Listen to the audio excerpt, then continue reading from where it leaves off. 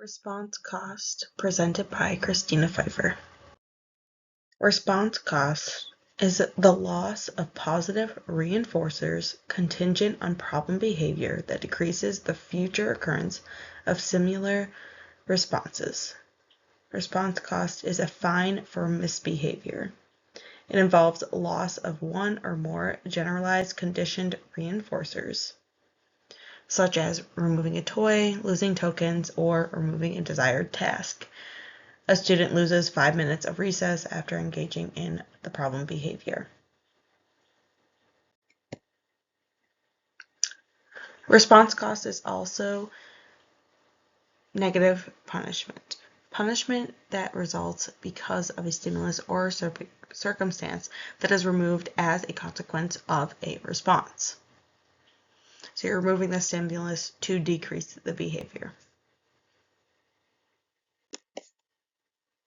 Response cost, as an example of negative punishment, is when a desired stimulus is removed following an undesired behavior, which decreases the likelihood of the behavior occurring again. This form of punishment is distinct between the timeout and other negative punishment strategies because it involves taking away something that the individual values rather than restricting their access to an environment or social interaction.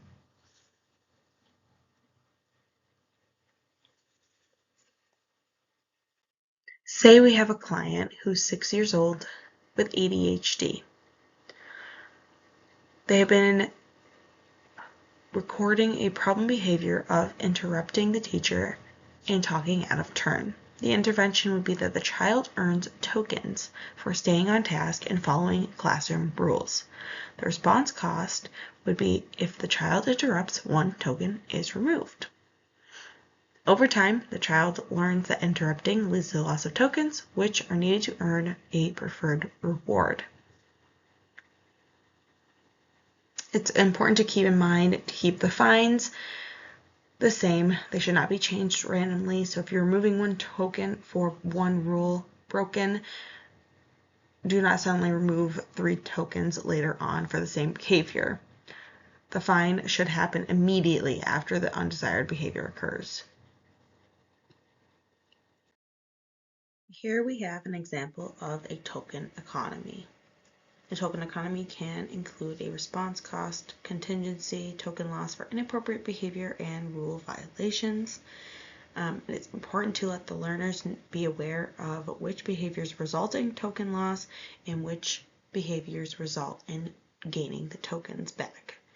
How many tokens will be lost and should be stated in the rules. It should not be used if the learner has no tokens to lose to prevent learners from going into debt, which would diminish the reinforcer value of the tokens. So say we have little Johnny is in kindergarten and his teacher calls for all the students to sit at circle time, and the expectation is to be sitting, ready hands, listening, and a quiet voice. So I go up to little Johnny and I said, hey, we have this new learning system. What are we working for? Do you want to work for the green dinosaur? Do you want to work for a game, a snack, or a painting? Little Johnny says, oh, I want to work for the green dinosaur. So put the green dinosaur in this spot right here. So he knows I'm working for the green dinosaur. And you can explain to him, you need 4 stars to get the green dinosaur. How we earn stars is we are sitting, ready hands, listening, and having a quiet voice. If we don't follow those expectations, we lose a star and then we can't earn the dinosaur. So he's sitting at circle time, he's sitting, ready hands, quiet voice. So we immediately give him a star.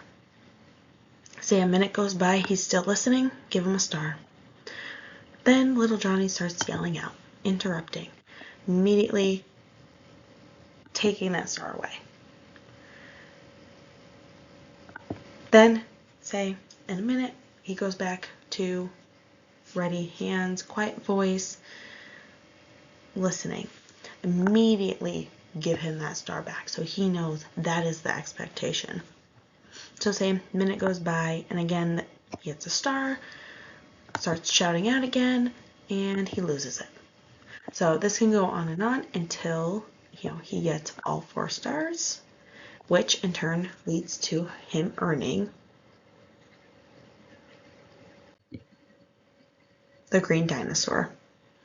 It is always important to set a timer when he earns the reward and to reset the token board, and that he knows that it's resetting. He can earn it again or something else, but it is resetting. And so after he's done with that, he has to go back to listening and following those expectations.